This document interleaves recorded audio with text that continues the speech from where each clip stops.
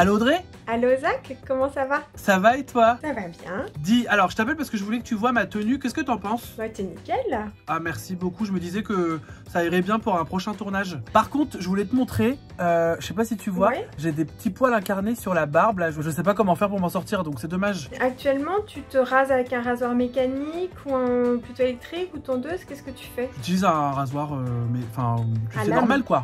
Ouais, exactement. Et ça favorise beaucoup les poils incarnés parce qu'en fait, quand tu te rases, ça fait des petites plaies au niveau de l'émergence des poils, des petites plaies qui sont des portes d'entrée pour les microbes. Donc il vaudrait mieux utiliser soit un rasoir électrique, soit sinon ce sera encore mieux avec une tondeuse. Même sans le sabot, ça rase quand même moins près de la peau et donc ça fait moins de plaies. Mais il faut quand même quelques semaines, le temps que la peau elle s'apaise.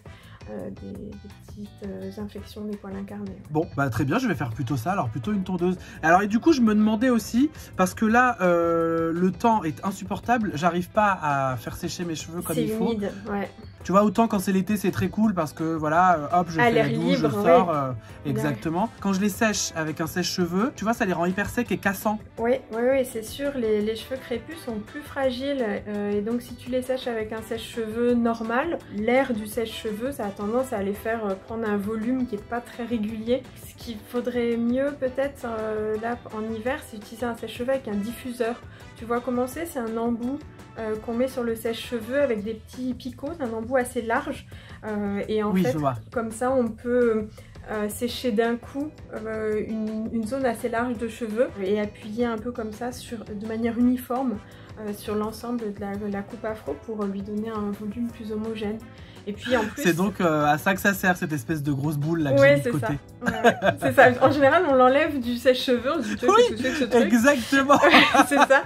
Et en fait, non, ça sert pour les cheveux bouclés ou les cheveux frisés, crépus, parce que ça permet de diffuser mieux l'air. Ainsi, l'air arrive moins chaud sur la fibre. D'accord. Ok. Il faut pas mettre de température trop chaude pour les cheveux crépus. Tu fais ça du coup pour avoir des belles boucles aussi?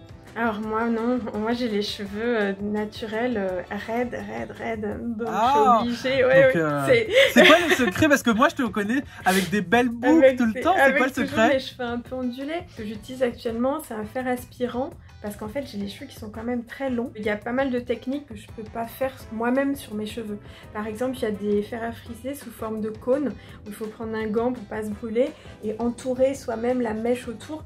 Ça a l'air barbare. Ouais, non mais surtout ça met longtemps et quand tu le fais toi-même, c'est un peu délicat de pas se brûler. Il y a les fers avec sous forme de cylindre avec une pince, ça marche bien. La boucle elle dure longtemps mais pareil pour des cheveux longs ça peut être un peu difficile. C'est vrai que le fer aspirant pour moi c'était un peu une révolution parce qu'en fait tu mets ta mèche dedans et en fait le mécanisme du fer à friser aspire tout seul la mèche dedans et en fait tu laisses comme ça une dizaine de secondes, tu peux régler la température et la durée aussi et puis la boucle quand tu rouvres elle ressort toute seule. J'ai pas encore essayé les autres systèmes aspirants qui peuvent se faire sur cheveux légèrement humides, tu sais c'est une tige qui aspire le cheveu en cercle avec un flux en fait circulaire. C'est un peu l'équivalent de ce qu'a fait le buzz, je sais pas si t'avais déjà vu ça sur internet, de mettre ses cheveux dans une bouteille. Oui, bien sûr. Voilà, et après ça tourbillonne comme ça et tout. Exactement. Voilà, c'est l'équivalent quand même plus pro de cette version-là du brushing à la bouteille. Donc, plutôt une tondeuse pour ma barbe et je sèche avec un diffuseur, la fameuse boule que je jette. Trop cool. Merci beaucoup Audrey pour tes conseils. Merci Zach, à bientôt. Gros bisous, à bientôt. Gros bisous.